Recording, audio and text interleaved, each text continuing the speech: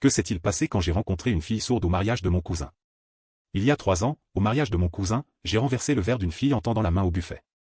Je me suis excusé pendant 30 secondes avant de comprendre qu'elle me montrait ses oreilles et faisait des gestes que je ne comprenais pas. Mon cousin m'a envoyé un message plus tard dans la soirée. C'était Annelise. Elle avait perdu l'audition à 6 ans à cause d'une méningite. Il m'a envoyé son compte sur les réseaux sociaux. Elle avait demandé qui était ce garçon qui parlait tout seul au buffet. J'ai fait défiler ses vidéos où elle racontait des histoires en langue des signes, le visage plein d'expressions. Dans une vidéo, elle enseignait les bases. Je l'ai regardée encore et encore pour copier ses gestes. Elle semblait si confiante, si à l'aise dans son silence. 2 jours plus tard, je lui ai écrit. Je suis l'idiot qui n'arrêtait pas de s'excuser au mariage.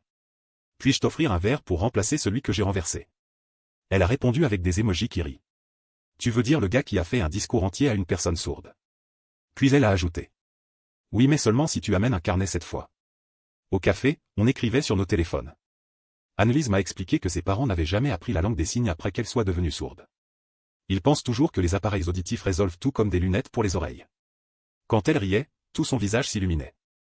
Je n'ai pas lu son message suivant tout de suite. Elle a agité la main. Arrête de me fixer. J'ai tapé. Pardon, tu es distrayante. Elle a levé les yeux au ciel mais a souri.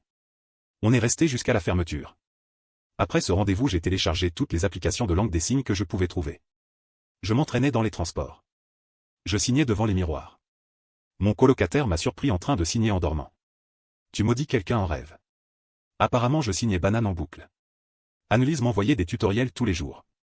Aujourd'hui la phrase c'était je suis nul à ça. Je lui ai envoyé des vidéos de mes tentatives. Elle a répondu. Tu viens de signer je suis enceinte de poisson et c'est encore. En 6 mois je pouvais tenir des conversations. Annelise m'a présenté à ses amis lors d'une soirée jeu.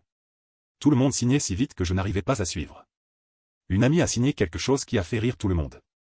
Annelise a traduit. Elle dit que tu signes avec un accent de bébé. J'ai essayé de répondre en signe. Au moins j'essaie. Encore des rires. Annelise a corrigé mes mains. Tu viens de dire tu pleures. Pas grave, c'est presque ça.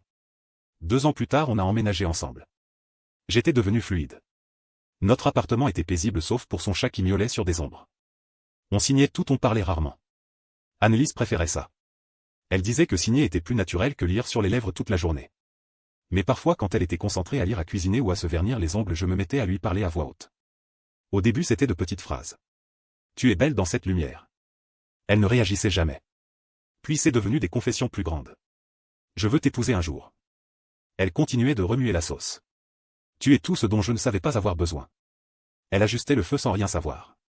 C'est devenu mon rituel secret. Quand elle était absorbée par son téléphone, je m'exerçais à faire ma demande.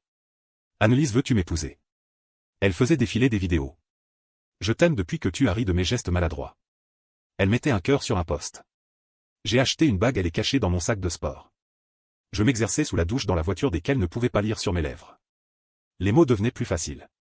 Parfois je lui racontais ma journée, mes peurs, mes rêves, toutes ces conversations à sens unique qu'elle n'entendait pas. Un soir sa meilleure amie Graceland est venue. Elle signait vite dans la cuisine pendant que je faisais semblant de lire. J'ai attrapé des bribes de leur conversation. Annelise signait avec émotion.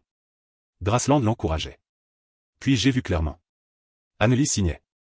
Je veux faire ma demande mais s'il n'est pas prêt. Nous ne parlons jamais de mariage. Graceland a signé. Peut-être qu'il attend que tu en parles. Annelise a répondu.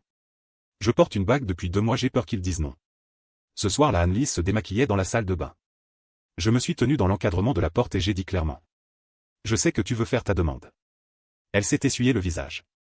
Je t'ai vu signer avec Graceland. Elle a mis sa crème. Je m'entraîne à te demander depuis 8 mois. Elle a brossé ses cheveux. La bague est dans mon sac de sport.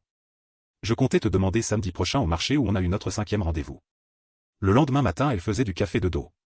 J'ai pris la bague dans mon sac et je l'ai posée sur le comptoir. Puis j'ai dit à voix haute. Je t'aime, Annelise. Je te le dis depuis des mois quand tu ne regardes pas tous les jours, parfois 2 fois. Elle a pris sa tasse et s'est retournée. Quand elle a vu la boîte à bague, ses yeux se sont écarquillés. Elle a signé frénétiquement. Quoi, comment? J'ai signé lentement et clairement.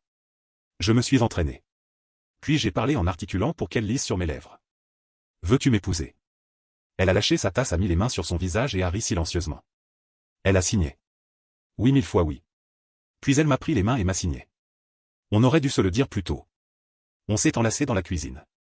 Le chat miaulait sur une ombre. Et pour la première fois on a ri sans aucun mot ni signe. juste en se regardant.